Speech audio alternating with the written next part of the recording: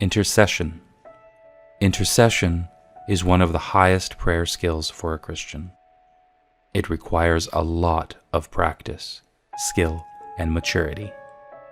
To intercede means literally to come in between. The intercessor is one who comes in between God and those for whom he is praying. The Bible gives us examples of some extreme cases. One was the time that Abraham stood between the Lord and the wicked city of Sodom. Genesis 18 tells the story of the Lord and his two angels visiting Abraham's home. A remarkable picture of hospitality. Abraham offered them water to wash their feet. He killed a calf for their meal. He chatted with them in the shade of the terebinth trees. Then the Lord began to unfold to Abraham his purpose in being there. He was going down to the wicked cities of Sodom and Gomorrah to investigate the situation and take appropriate action. Now this concerned Abraham quite a bit because his nephew Lot, who was in a backslidden condition, was living in Sodom.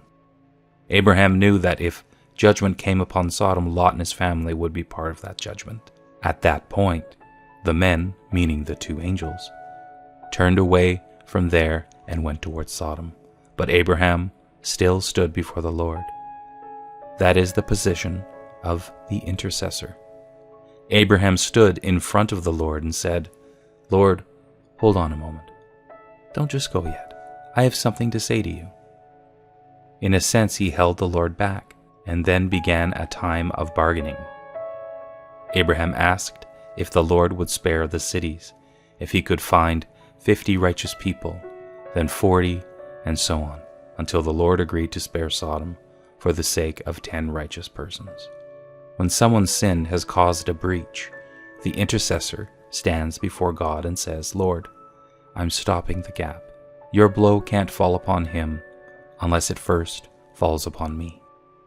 When Moses had to come down the mountain and discover the molten calf, I want you to notice that God would not act against his people in this manner unless Moses complied.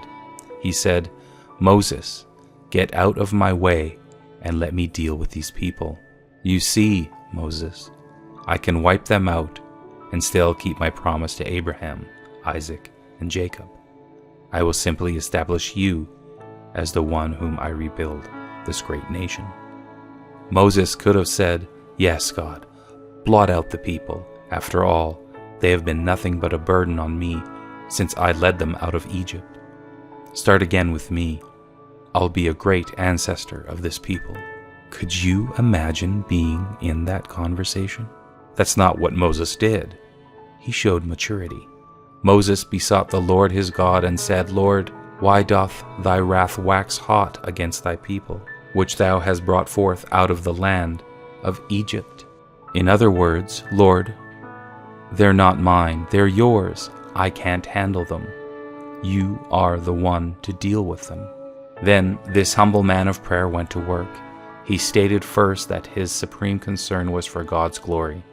He argued that since God had brought these people out of Egypt, the Egyptians would say that he had evil intentions against them all along. Next, he reminded God of his promise and his covenant. "Remember Abraham, Isaac, and Israel thy servants, to whom thou swarest by thine own self, and saidest unto them, I will multiply your seed as the stars of heaven, and all this land that I have spoken of will I give unto your seed, and they shall inherit it forever." And the Lord repented of the evil which he thought to do unto his people. Having stayed the Lord's hand, Moses went down to the bottom of the mountain, dealt with the people, then came up again. Moses returned to the Lord and said, "Oh, this people have sinned a great sin, and have made them gods of gold. Yet now, if thou wilt forgive their sin, and if not, blot me, I pray thee, out of thy book which thou hast written." In this exchange, we see Moses' heart of fervent prayer, supplication, and intercession. "God, these people have sinned grievously. They deserve your stroke. I ask that you have mercy on them, but if not, Lord, let their judgment come upon me. Psalm 106 gives a divine commentary on this incident. They made a calf in Horeb and worshipped the molten image. Thus they changed their glory into the similitude of an ox that eateth grass. They forgat God their Saviour, which had done great things in Egypt, wondrous works in the land of Ham, and terrible things by the Red Sea. Therefore he said that he would destroy them, had not Moses his chosen stood before him in the breach, to turn away his wrath, lest he should destroy them. When someone's sin has caused a breach, the intercessor stands before God and says, Lord, I'm stopping the gap. Your blow can't fall upon him unless it first falls upon me. This is not the only form of intercession, but it is the supreme. The intercessor is God-centered. He is not problem-focused.